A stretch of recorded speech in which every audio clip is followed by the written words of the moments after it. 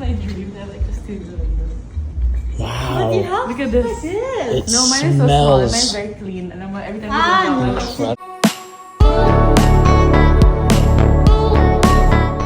Ellen Adorna at Solen Yusuf magkasamang nagbanding sa isang art studio. BFF na nga sila ngayon, parehong ex ni Derek Ramsey. Dream nga raw ni Solen ang magkaroon ng ganitong studio.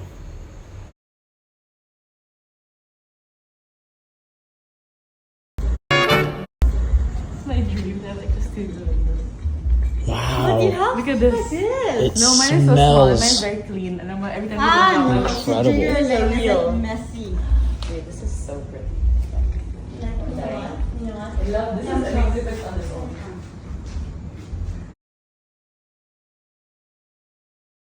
Nakakatuwa naman nga itong sina Solen at Ellen nilagyan ng painting ang t-shirt ni Will Dasovich, turning plain into art. Mahilig nga sa painting at art itong si Solen.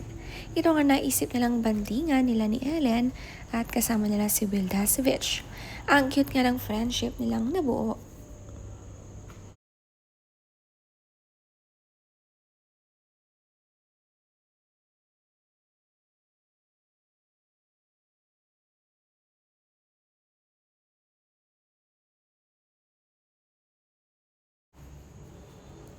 Ang cute din naman ang ginagawang painting ni Solen at tumulong nga rin si Ellen. I-video nga sila ni John Lloyd at natutuwa sa painting na ginagawa ng dalawa. 5-minute masterpiece nga kung tawagin ni Will. Support nga ang two boys sa likuran kina Ellen at Solen. Napaka-sweet ng tour nila dito sa art studio.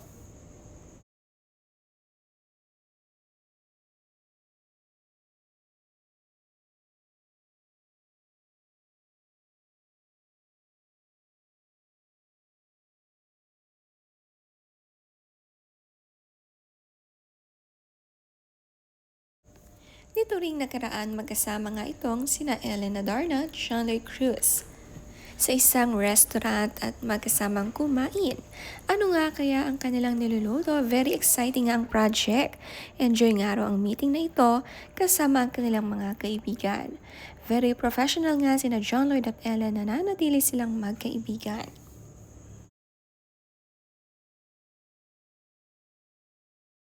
Sa caption niya ng friend ni Ellen nakalagay dito, Cruise Night Out with the Cebuanas.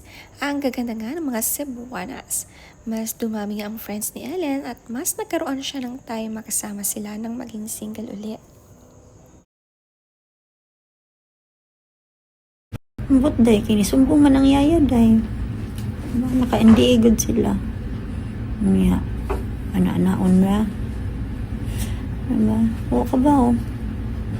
Anong check niya na? Iya pa din gipicturan ko, no? So, why you so obsessed with me? No one know. Stress-free. The only tantrums that I have to deal with are my children's tantrums. Sagot nga ni Ellen nang siya'y tanungin ng netizens kung kamusta ang kanyang single mom life era. Ay talaga naman daw stress-free nabawasan ang tantrum na hinahandle ni Ellen. Ikinuwento rin ang ginawang pag-check daw umano ng kanyang ex sa cellphone ng yaya ni Ellen.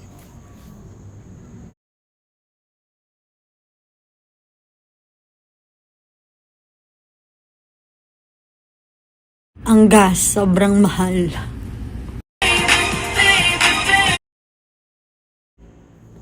Sa post niya ni Ellen, when he be checking my nanny's phone and reading my convo with my nanny. Wow! My nannies are bound by NDA, so if walang makuhang chismis from them, what's next? Checking our convos? Sad to see people being targeted when they're just doing their job, helpless and put in a position they didn't choose.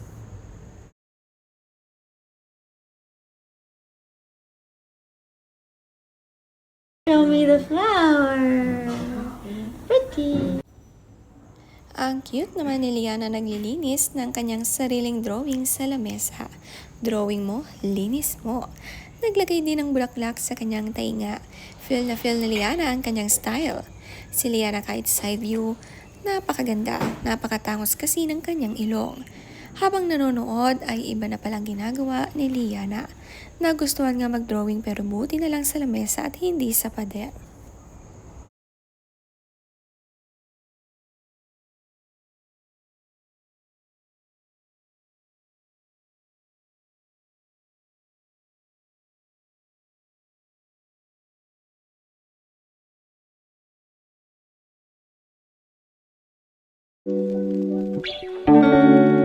Dinalaw naman siya ng kanyang tita Mika at Darna.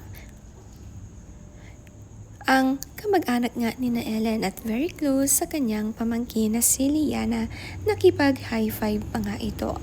Madalas kang dumadalaw at nagpupunta ang mga family ni Ellen dito sa bahay nila.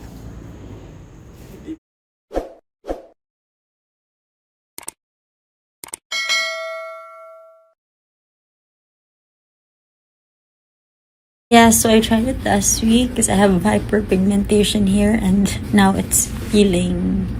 So I don't know if I'm doing it right. Kato, nagchika man mi adto, gikan actually. Oh, migumi. So nagchika mi adto niya. Gikan to sila Manila adto day. Kuan to, I think katong video nga nakita ninyo, arrival to nila, niabot sila Cebu, arrival to Cebu. So, ambot kung unsa na imong nalungga na mga fake news dira asa sila nang larga sa bawaan. Nanato sila Cebu adto, kinato sila event sa Manila na uli ni Cebu. Ilanding. Kanag nang utana, uy. Tawagan ako sa later be. Ipauli sila Cebu, uy, gikan sila Manila. Di ko tig foundation dai concealer conceal here meron na siya. Wala na yung foundation today, no filter. Nagbahagi rin ng skincare secret itong si Ellen at lahat talaga ng mga questions sa kanya ng kanyang mga fans ay talagang sinasagot pati skincare sa mga curious sa kanyang ginagawa sa kanyang mukha.